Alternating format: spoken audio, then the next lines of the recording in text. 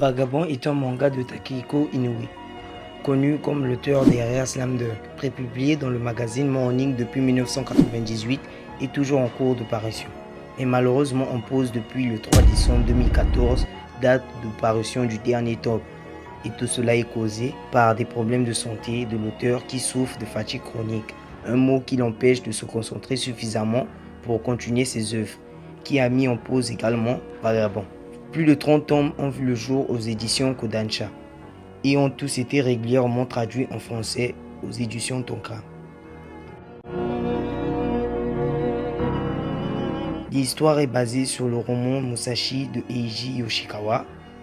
C'est donc l'histoire du plus grand samouraï du Japon féodal, le grand Miyamoto Musashi. L'histoire se base en 1600, lieu de terribles batailles de Sekigahara qui assied le pouvoir du shogun Tokugawa.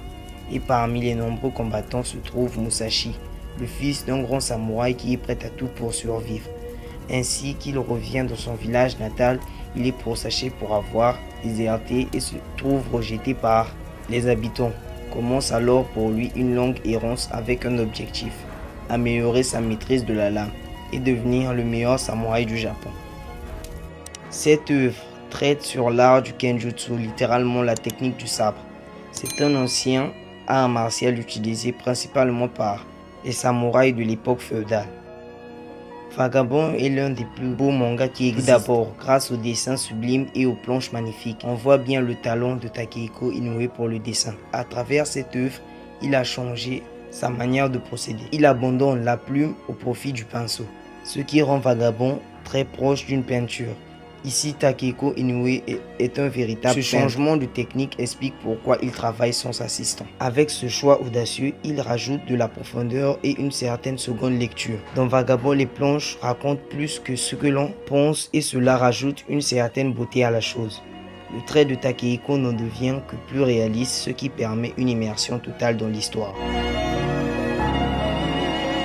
Vagabond explore de nombreux thèmes complexes tout au long de l'histoire tels que la quête de soi, dans le sens où l'histoire suit le personnage Miyamoto Musashi rejeté par les siens et poursuivi par ses compagnons d'antan. L'œuvre nous fait découvrir une véritable quête identitaire et nous le suivons de sa recherche de la vérité sur lui-même et sur sa place dans le monde. Vagabond montre la violence sous toutes ses formes, de la violence physique à la violence physiologique et examine les conséquences de cette violence sur les personnages et la société. L'histoire explore les questions de la moralité et d'éthique, en mettant en évidence les dilemmes moraux auxquels les personnages sont confrontés. Vagabond examine le code d'honneur des samouraïs et les défis auxquels ils sont confrontés lorsque leur honneur est mis à l'épreuve. L'histoire explore les questions de la vie, de la mort et de l'existence en examinant la façon dont les personnages donnent un sens à leur vie par des buts, des ambitions et leurs rêves pour trouver leur place dans le monde. Vagabond remet en question les normes sociales et les traditions établies dans la société japonaise féodale, notamment en ce qui concerne les samouraïs et leur code d'honneur, le Bushido. L'histoire examine la nature de l'art et de la créativité en explorant la façon dont Musashi utilise son art de l'épée pour s'exprimer et se comprendre lui-même. Ces thèmes sont explorés de manière approfondie tout au long de l'histoire et sont présentés de manière complexe et nuancée, offrant au lecteur une réflexion profonde sur les questions importantes de la vie et de la société. Une des plus grandes raisons de lire Vagabond sont les combats. C'est du pur art, ils sont exaltants, épiques et fantastiquement rythmés. Beaucoup d'entre eux sont des duels dans lesquels Musashi se bat en tête à tête contre un seul adversaire, chacun gardant la longueur de son épée, le cœur battant au rythme de la mort qui s'approche dans l'air.